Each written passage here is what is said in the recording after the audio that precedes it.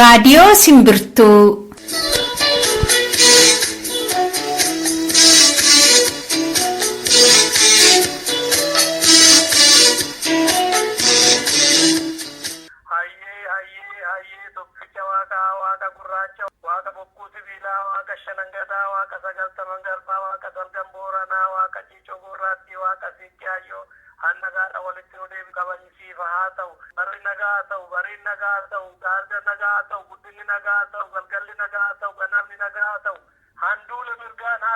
Sadaasa 12 kamiftu dhaggeeffattoota keenyaa kun qophii Simbirtuu guyyuu gaafa kamisaa karaa marsariitii simbirtuu.com kan isinii darbu qophii Simbirtuuti. Qophii keenyarraa akka guyyaa kaanii oduu isin dhageessifnee ta'e galla. Oduu boodammoo qophii idilee kan ta'e imalaatu dhiyaata.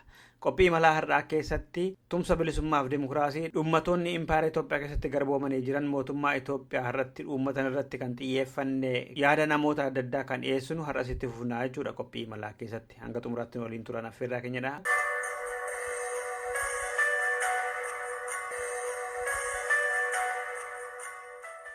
Irreessi birraa naqamtetti kabajamee oole engadda. Irreessi hora adiyyoo gaafa sadaasaa 8 bara 2015 bifa ho'aatiin ture kan inni kabajamee oole magaalaa Naqamtee fi naannoo isheetiin. Ayyaana sana irratti Oromoonni magaalaa Naqamtee naannoolee fi barattoonni yuunivarsiitii fi sadarkaa barnoota adda addaa irratti argaman bifa ho'aatiin kabajaa turaniiru. Ayyaana sana irratti sirbii fi weelluun qabsoo bilisummaa Oromoo deellisan dhageessifamaa turanii jedha maddi keenya. Yuunivarsiitii Wallaggaa barataa Ababaa'uu Kabbadaa barnoota irraa dhaabe. Barnoota fayyaa beelladaatiin waggaa 3ffaa ka barataa jiru Ababaa'uu Kabbadaa adda bilisummaa Oromoo wajjin quunnamtii qabdaa ka jedhu sababni itti dhiyaateetudha. Ababaa'uun kanaan duras adda bilisummaa Oromoo wajjin wal quunnamta waan tureef barruulee afaan Oromoo guddisuu fi aadaa Oromoo dagaagsuu danda'an qopheessuuta jirta jedhameetudha kan inni torbee tokkoof barnoota irraa orkameetii mana hidhaa keessatti hiraaraa ture booda mooraa leenjii sana keessatti erga deebi'ee booda kan inni akka barnoota irraa orkamu godhame kamaddeen keenya yuunivarsiitii sanaa keessatti. Dhimma kanarratti bulchiisa godina Wallaggaa baha magaalaa Naqamtee quunnamuudhaaf kan yaalle nuuf hin milkoofne. Wallagga godina Horroo Guduruu aanaa Guduruu keessatti barsiisonni miindaa onkoloolessaa hin arganne. Kun immoo hojjettoonni fi maatiin isaanii akka rakkoof saaxilamu godheera akka hojjettoota aanaa sanaa dubbatanitti. Dabballoonni fi bulchitoonni aanaa sanaa immoo dhimma kana akkamitti dabarsitanii sabaa himaa fi ibsitanii jechuudhaan aanaa sana keessa kan jiran barsiisota doorsisaa jiru jedhame. Koongireesiin Federaalaa Oromoo godina addaa Finfinnee naannoo Burraayyuutti walgahii kan waame hayyama waan dhabeef fashale. Sababiin isaa immoo bulchitoota OPDO irraati hayyama waan dhabeef. Koongireesiin kun hayyama bulchiinsa aanaa sanaa waanta dhabeef walgahiin waamame sun milkaa'uu hin dandeenye. Akka maddeen keenya jedhanitti koongireesiin kun qondaalota dhaabbata demokiraasummaa Oromoo adda addaa wajjin karaa adda addaa quunnamtii yoo godhanillee tole yoo isaan jedhanillee karaa duubaatiin balballisuun akka nutti cufamu godhaniiru jedhanii jedhe maddi keenya. Kanarraa kan ka'e walgahiin Koongireesii Federaalaa Oromoo magaalaa Burraayyuu keessatti dhimma kaartaa magaalaa Finfinnee fi godina addaa Oromiyaatiif bahee mormuudhaaf kan waamame sun otoo milkaa'in hafeera yeroodhaaf. Olola dharaa fi duula maqaa balleessii mootummaan Itoophiyaa qabsoo bilisummaa Oromoo irratti karaa gantoota sabaa fi sabaa himaalee isaatiin oofaa jiru uummanni Oromoo akka irratti dammaqu jechuudhaan adda bilisummaa Oromoo gaafate. Ibsa kamisa darbe baaseetiin tokkummaa Oromoo diiguu fi qabsoo bilisummaa isaa laaffisuudhaaf adda bilisummaa uummata Tigraay adda waa'ee duula maqaa balleessii baroota dheeraa adeemsisaa turuu yaadachiise. Akka addaatti immoo qabsoo bilisummaa Oromoo kan adda bilisummaa Oromootiin masakamuu fi hoogganni isaa yeroo irraa gara yerootti jabaataa fi ititaa deemuun sirna gabroonfataa adda bilisummaa uummata Tigraay fi jaleessaa yaaddesse. Kanaaf akka haaraatti karaa gantoota sabaa kanneen dantaa dhuunfaa isaanii kan sabaa dursuudhaaf kaataniin qabsoo bilisummaa Oromoo fi hoogganoota isaa irratti duula maqaa xureessii itti banee jira jedhe. Sabboontota Oromoo biyya abbaa isaanii keessa jiraachuu dadhaban biyyoota ollaatii ukkaamsisee jiraachuunis kan yaadachiise adda bilisummaa Oromoo karaa sabaa himaalee isaa biyya keessaa to'atu kanneen akka raadiyoo, televezyiinii, galaalchotaa akkasumas immoo marsariitii fi sabaa himaalee inni maallaqaatiin deeggaruu biyya alaa jiraniin gargaaramee tokkummaa Oromoo diiguu fi dirqama itti kenne duula itti fufee jiraachuu saaxile. Waldhabbii adda bilisummaa uummata Tigraay keessa jiruu fi beela dabalatee rakkinaan hudhamee kan jiru haguuguudhaaf olola dharaa diigaa fi shororkeessaa Oromoo irratti biyya keessa ollaa fi biyyoota alaa keessatti tattaafachaa jira. Haa ta'u malee jaarraa teknooloojii kana keessatti olola rakkasaatiin Oromoos ta'ee saboota cunqurfamoo impaayiriitii keessaa gowwoomsuu hin danda'u. Uummanni Oromoos duula isaa fi qabsoo isaa diiguudhaaf baname kanaaf gurra kennaa jiru jedhes. dhumarrattis har'a gama maraatiin Oromoo hidhuu fi ajjeesuun qabsoo haqaa dhaabuu hin danda'u. Diin hanga funyaanitti hidhate irratti injifatee abbaa biyyaa ta'uun shakkiin hin jiru jedhe Adda Bilisummaa Oromoo ibsasaa kanaatiin. Dhaggeeffattoota keenya oduun keenya har'aa kanumadha. Sirba kanaan gara qophii itti aanutti.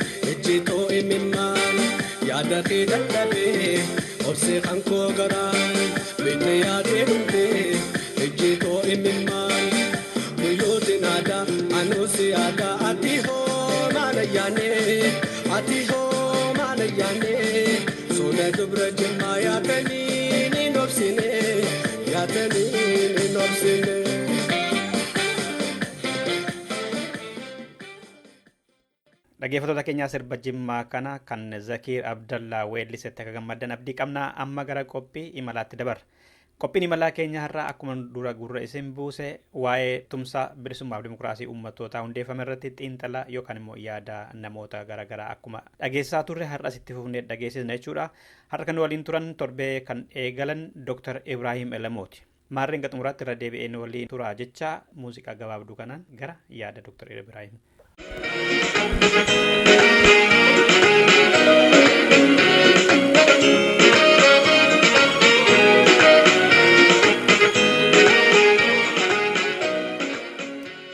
Warri gamasiitiin mooraa biraatiin Itoophiyaa kan akkatti hiikkatu qaban Itoophiyaan waggaa kuma meeqa seenaa qabdi jedhani wal fuuneerraa walitti hirumneerraa jedhu akkasiin hubattanitti gaaffiin Itoophiyaa keessa jiru waa'ee fuudhaaf heerumaati. Waa'ee fuudhaa heerumaati miti waa'ee ilaalcha namummaa fi walqixxummaa fi waan biraatiin mirgumaa afaan akka rakkoo guddaa inni uumatu warri biyya alaa jiran ka baratan kan isaanii Waashintan DC keessa jiran waan bira keessatti walqixxummaa afaanii fakkeenyaaf warra hin fudhanne aadan warra kun hagamma jijjiiramne gaafii isaan ilaalchisan jijjiiratan karaa manii hin qabne qabneen jechuun shakkii hin qabneedhaan akka deebi'ee hin dhufne yoo injifatamanii achiin duuba negotiationii keessa yoo seenan callan Itoophiyaan akkamitti hajaaramtu yoo akka biyya tokkotti kan itti qabdu taate jalqaba baay'ee ta'e isaan nama akkamiin laalu warri Tigree kana aangoo Amaaraarraa akka fudhatanii laalu malee akka Itoophiyaan diina guddaatti hin laalan because aangoo warra Amaaraa irraa warra Tigree jijjiirame malee fundamentally akkaataan beeksisni itti godhu wanni jijjiirame hin jiru.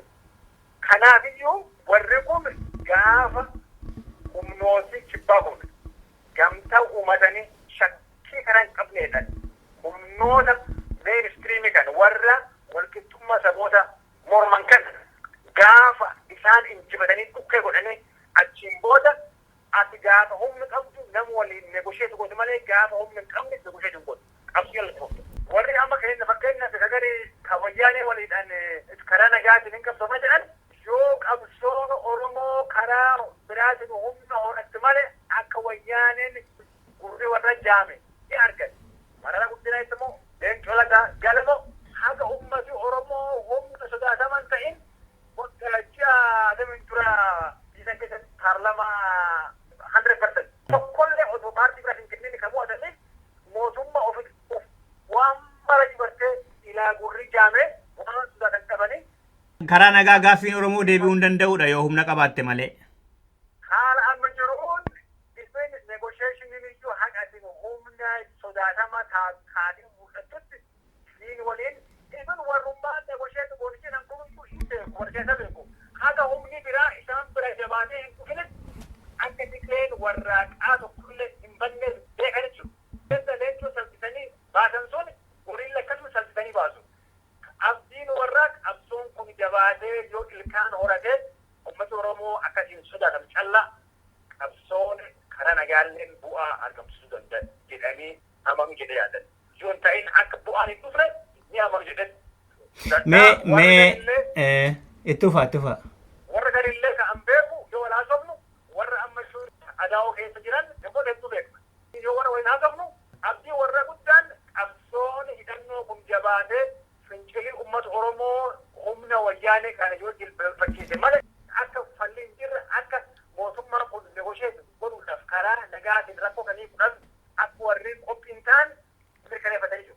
Erga gaafatanii Dooktar gamtaa uumame kun waamicha godhee ture warri impaayera kana keessatti gahee qabdan nagaa buusuu warri barbaadan waliin hojjennu keessattuu mootummaan Itoophiyaa bulchu kun nagaaf tasgabbiidhaan biyyittiin akka jijjiiramtu yoo feetu taate waliin jedhu tokko waamicha godhee Haayilemaaram Moggaa deebii kennu inumaayyuu karaan kun isin hin baasu biyyi keenya guddataa jirti nyaataa fi dimokiraasiidhaan gara fuulduratti kaataa jirra waan ta'eef kottaa biyyatti galaa karaa nagaa jedhanii waamicha godhanii waamicha kana irratti adda bilisummaa Oromoo addi dimokiraataa Oromoof deebii kennaniiru. Kan muummicha ministeeraas kan dhaabota kana lamaanis akkamitti ilaaltan deebii isaan kennan Dooktar? Ana keessatti waamichi godhamu kun waan reefu hin jedhana. Waamichi godhamu kun tooftaa aliyaansii yookiin gamtaa uumamu kana itti laamsheessan. Waan yaadama malee mamboona yoo nagaan jiraatu malee diigamuuf deemu jedhanii sodaataniiti miti. Ilaalchi warra kabtiiwwan warra guddaan warri kun gamtaa uumate diiga biyyaa irratti wanti kun dubbatamuuf deema. Yoo dubbatan ammoo yoo maal jenne waan kana dandeenya.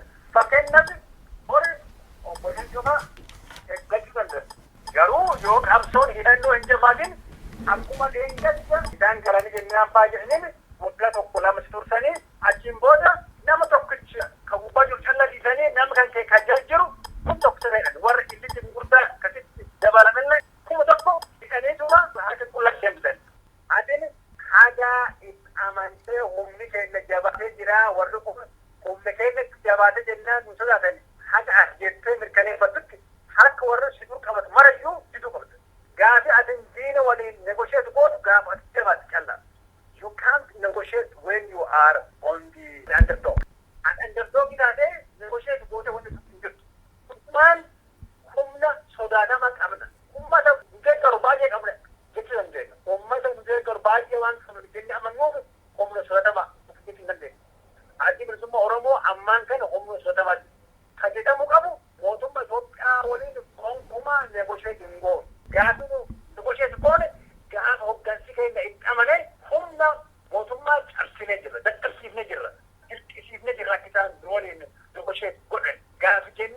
amanni calla isan waliin nagaa qabteen haga akkas jennee amanne isa waliin otoo dhiigii saba Oromoo akka illee jigee qabsoo kan ittuma hadheeffannee qabsaa'aa deemne malee nama kun dhibba tokkotti wareegama jennee isa waliin nagaa qabteen gaafa nu nagaa qabsee waliin tennu gaafa humni kenna humna sodaatama humna injifatuuf daddeetti qabu jennee amanni calla isa waliin teennee nagaa qab mari'annaa waan jedhu ittannoo akkasii qabachuu qaba.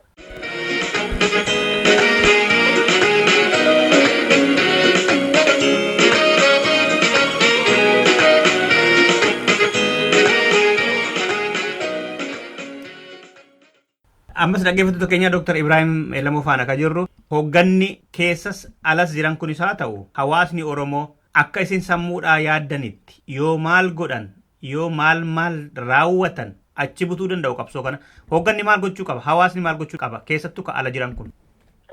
Hooggansi murannoo gurguddaa wareegama gurguddaadhaaf qophaa'uu qaba.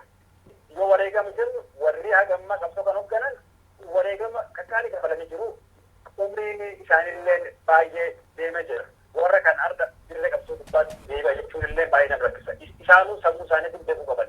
Garuu qabsoon uummata tokko fuula namaa qabaachuu qabdi. Fuula namaa jechuun fuula maqaa qabsootiin qabsaa'uun kun hafuu qaba. Yoo namni tokko maqaan isaa Tasfaayee Gadaa taate gabba'ee fuula isaa agartee ilma Gadaa qalbeessa wareegam jedhee uummatni beekuu qaba. Qabsoon kun fuula namaa qabaachuu qabdi. Bakkuma jirutti iyyuu ani walgahii adda Oromoo waan deemee mul'atee fuula arganii deeggara jedhamu jedhamu qaba. Miseensa bilisummaa Oromooti. Nama Oromoo ka barate, ka digrii qabu, ka maasteetti qabu, ka qabeenya qabu, miseensa isaa ka ta'e kumaatamaan tarreessee akka diinillee akka diinaaf firillee argu. Yoo qabsoon ka Oromoo kun nama qabu waan jiru diinii beekee, firillee beekee, fuulli mul'atee. Baay'ee wayyaaniin gaafa miseensa naannoo Oromiyaa keessatti biliyoon 5 hagame gaafa isin horattu adda bilisummaa Oromoo miseensa horachuu irratti nama akka Dingilchaa nama keessa bu'aa nama dhibbi tokko horachuudhaaf walgahii dhibbi tokko guddaa turan. Qabsoon kun nama horachuu qabdi. Namni kun ammoo nama beekan, nama fuula qabu, nama fuulee mul'atu. Biyya alaa keessatti miseensa deeggaraa dhaaba kana gabba'ee maqaan isaa beekamee never strength 5,000 strong leaders. Mind the invite. Mr. Nakasa, now the Nikurama don't done it. Can you take that? You say that cannot not answer the this is the mother Kaban. So I'm sorry to happen when man will go. Kayun Ken, one of the Vigilan, Vigilatum, Vigilatum. Kayun Ken, the Nikurama Morono, Waregam, Kapalam, Akapalani, is not supposed to go. Yoo namni biyya kun kaayyoon isaa warri isaanii ka biyyattan akka diinii hin leene ta'e kan Oromootiin qabsaa'aa hin jiru yookiin bu'aa buusaa hin jiru. Kanaaf uffata Oromoo baqata kan keessaa parsantii 5 callaa horachuu nuti fira danda'ame. Parsantii 5 callaan ammoo qabsoo kanaaf akka deeggara yookiin miseensa ta'an gabba'anii mul'isuu fira danda'an.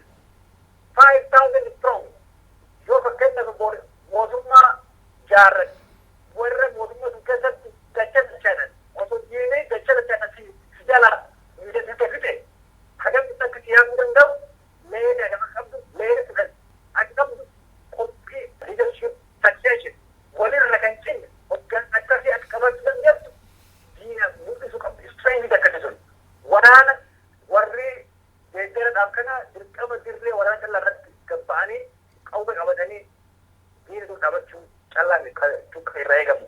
Bakkuma jiranis ani miseensa gaafa kanaatti deeggara qabsoo kanaatti jedhanii gabba'anii fuula isaanii maqaa isaanii biyyi beekee mootummaan Ameerikaallee mootummaan Washington yoo Ibraahiimiin deeggara addunyyaa Oromoo ta'e akka hin ta'e beekanii oo addunyyaa Oromoo kun miseensa kun tokko warra barnoota sana akkasii jedhee diinillee si arguu qaba warri siraanillee alaa deemuu qaba. Dhaabbata keessatti hooggansa keessa hin jirre potentially warra deeggaruu danda'u warra bakka bu'ee qabsaa'oon sun bakka bu'ee warra hoogganuu danda'u leadership successionii akka qabaachuu dandeenyu agarsiisuu qaba. Mootummaa Taaddasaa Gawarmantii haa dhaabu miti nama qabsoo kan deeggaru let's say 5,000 strong, 10,000 strong.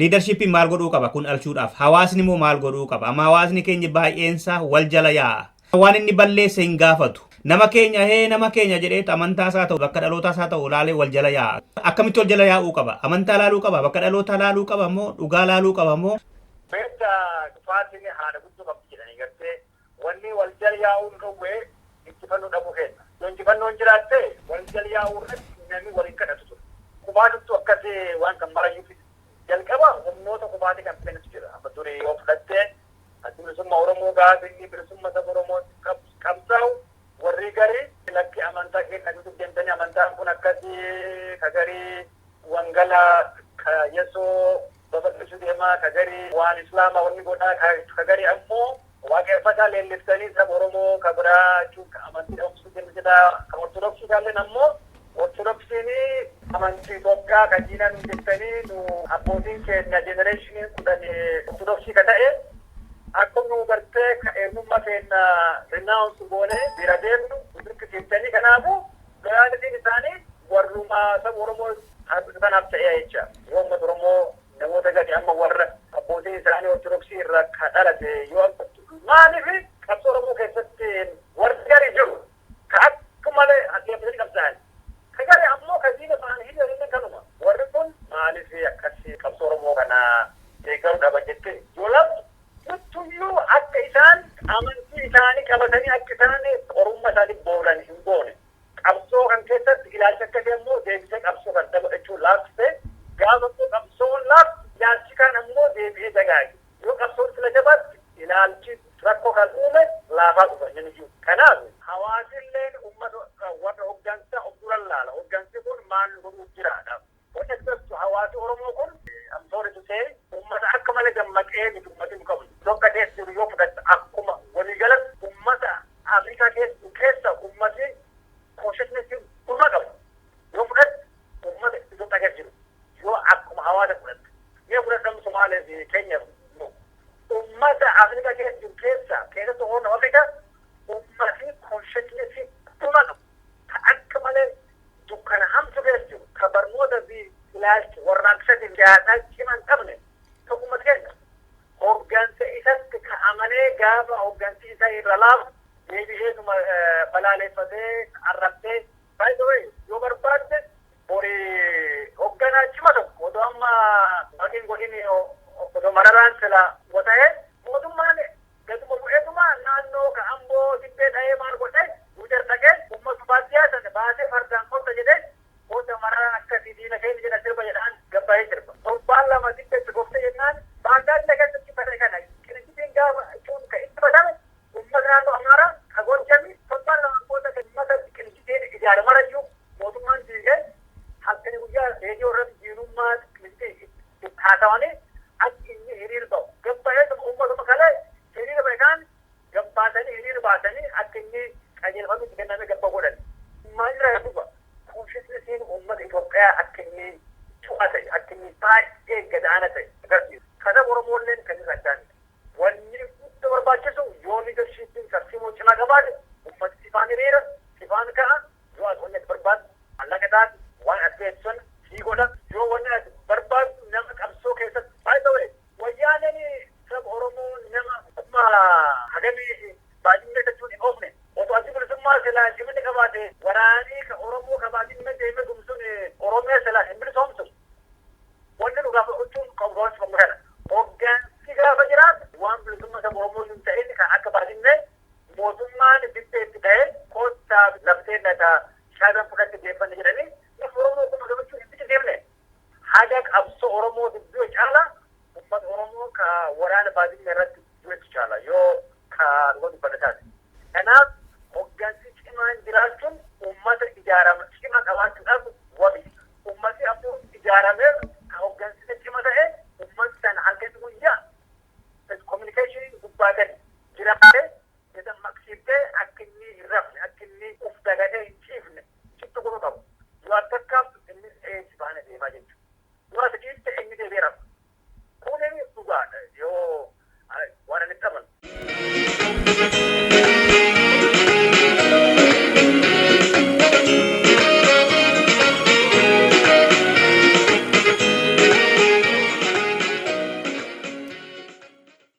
Dhaggeeffattoota keenya Dr. Ibrahim Elamoo faana kan goonu gara xumuraarra geenyedha. Mee akka walii galaatti qabsoo kana fiixa baasuudhaaf isaa ta'u gamtaa kana fiixa baasuudhaaf mootummaan Itoophiyaa kan fiixan baane maal gochuu danda'a? Oromoon immoo maal godhuutu irraa eegama Dr. Walama waan immaan Itoophiyaa godhu tokko warra gamtaa uummata kan keessa namoota muraasa fuudhee jagalle dhugaraa hin dogongorree karaa nagaatiin qabsaa'anii dhugalle yoo taate argamsiisuu danda'ama. Kanaafiyyuu karaan sun karaa dogongoraati kawaan kana taafan ergamtoota shaabiyaatti kanaafuu ummati keenya akka karaa sun deemnu yookiin karaa sun bu'aa buusitee akka iyyaanne dhaamsisanii dabarsina jedhanii warroota ka Oromoolee keessa ta'uu ni mala ka Beenishaangul Gumuzii ka Afaarii ka Sidaamallee keessa namuma keessuma ta'e kan warra kalee miidiyaa gubbaa gargaaru warra akkasii kennamuu danda'u tokko kana lammeessoo ummatoota kana waliin ta'u jedhee sodaata. Fakkeenyaaf yoo hooggansi amma gamtaan dhaabatu kun tartiiboo cimaa qabaatee amma miidiyaa adda addaa jira akka uummati keenya kan irra barate otonomii isaa tokko durellee lama durellee akka inni walirratti hin duulle akka inni diinummaa walii fudhatee walinaale yoo gorsi cimaan nameeji walirraa yoo dhowwan malee hojiin mootummaa kana tokko sabaaf sablammoota kana wal dhoofsisu. Gaafa inni wal ta'e warri Sidaama keessa jiru waan ka Oromoo dubbachuu baattu. Maal jennaan ummati Oromoo ummati keenya ijjeesaa jiru fidhaa jiru akkamiif nu aliyaansii kana keessa waliin teenna inni akkamiin haasofna yoo nu haasofne sadi keenya nu jibba nurra baqata kanaafuu maal ta'uu qabna aliyaansii keessa ba'uu qabna fa jedhanii yaasu. Ani akka silaa nama siyaasaa dhaalee yookiin dhufee laalutti jirna gaafatu dhaamsi jalqaba tokko yoo ilmi Sidaamaa tokko naannoo daangaa ture ummati Sidaamaa ummata Oromootti waan kan godhe jettee akka waraana fuulan baasu. Yoo ilmi ka Oromoo ka Arsii tokko daangaa keessatti ka Gujii tokko yoo naannoo daangaa Sidaama hawwii keessatti yoo ta'e nama keenya Sidaama nurra ejjeessu jettanii akka hin duulle dhaamsi akkasii goongu hidhamuu qaba. Bakka marattu naannoo Baalee naannoo Harargee ummati Oromoo osoo namni tokko lama daangaa irratti du'ellee jecha akka walirratti hin duulle wal danda'uun walii obsuun qabsoo kanaaf jecha akka namni walirra hafu yoo ilaalcha akkasii kun dagaagee namni walirra hafa malee tartiiboon mootummaa tokkoffaan ummatoota ka gamtaa uuman kana walii ta'u. Kanaaf kan kufaati guddata.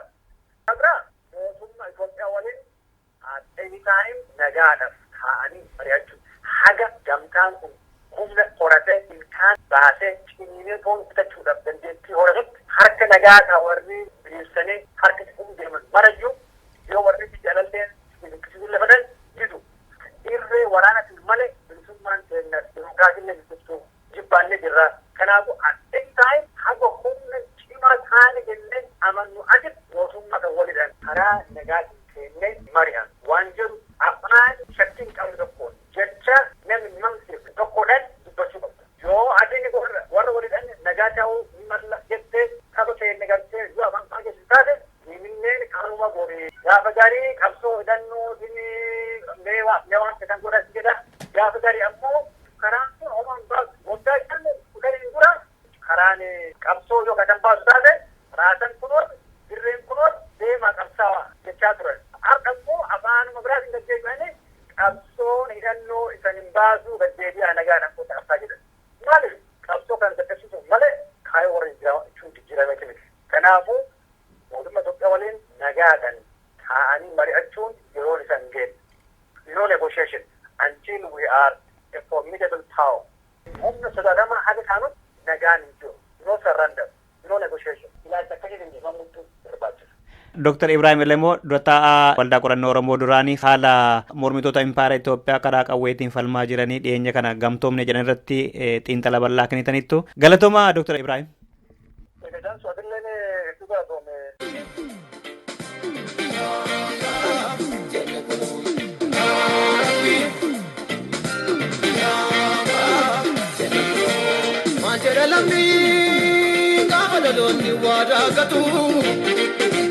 Manjada komo ngaba gadi galon nadatu lakilmi irawa dangatu sangota dalcheswan salbatu lakida besira konfuru onni murte dabti konfuru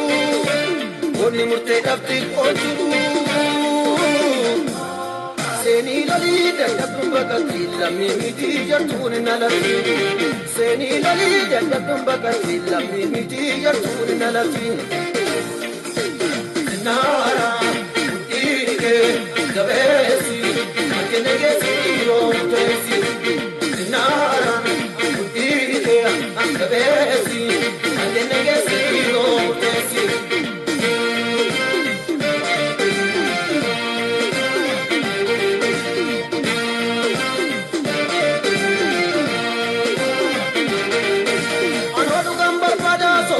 Nagada yalamni kotiada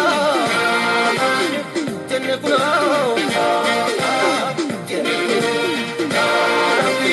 jenne kuno jenne udate koni noftu turi sena kun noftu akadi gani nyatu jenne kuno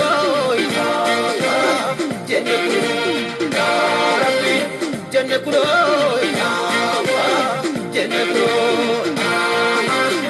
jenne kuno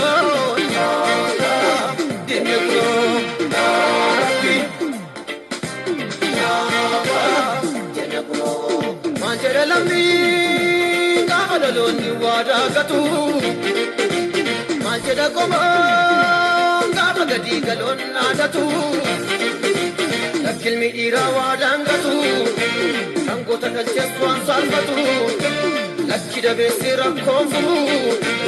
Onni murte dafti konturu seni loli dadhabdun bakatti lammi miti jartuun nalatti seni loli dadhabdun bakatti lammi miti jartuun nalatti nara ike gabesi akenege siro tesi nara ike gabesi akenege siro tesi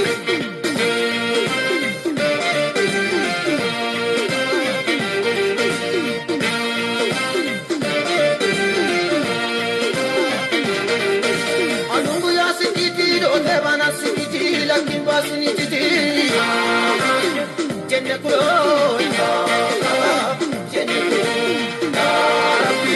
jenne kulo kanani senan tatu silatani sinatu lakiti diaratu jenne kulo jenne kulo jenne kulo jenne kulo jenne kulo jenne kulo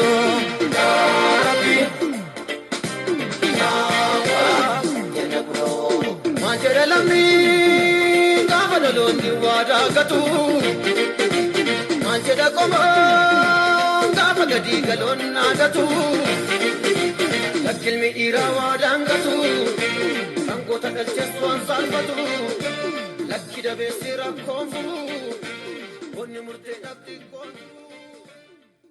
Egaa dhaggeeffattoota keenya kanarraaf jenne kanumaan raawwanneerraa waan waliin turtaniif horaa bulaa sirba kanaan nagaatti kasiniin jedhu anda sudulaati torbee dhimmoota biraatti walitti deebina akkasittuu haalaaf bakka gaarii keessa kanuu turtan hawweera.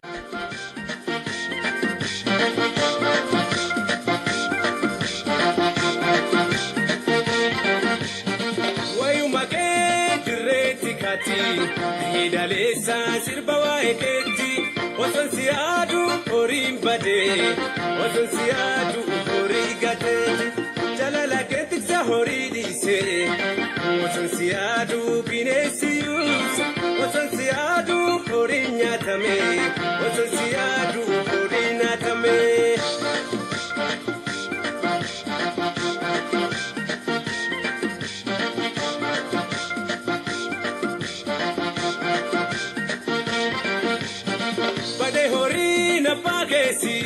Hatuna titinya tina binesi yana dana ulen jalala halangana pake galgala galgala yana dana ulen jalala halangana pake galgala galgala isa tangala enyu tangala kanafu nawaya silalu ubati ko jalala kenchalu yuma nafsi gargar kode Timiti kananote, kanafu akka akkamita somna manne wajjala seenna tikseedha nambeka tikseedha jaalala naa kenne wanneedha kanaafuu na wayya silaalu mubaatiin koo jaalala kee caalu hiyyummaa naafsi gargar gootee jaalatteeti miti kana noote kanaafuu akkamita somna manne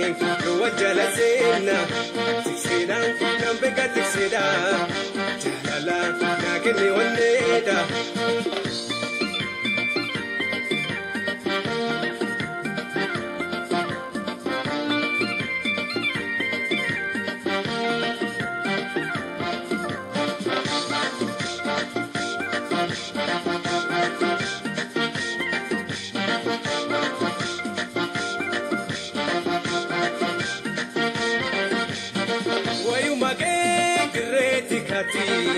Sagalesa sirba waeketi wasansi adu lo wambade wasansi adu lo wangateti jalala keti salo wanise wasansi adu binensi krikse wasansi adu lo wanyatame wasansi adu lo wanatame.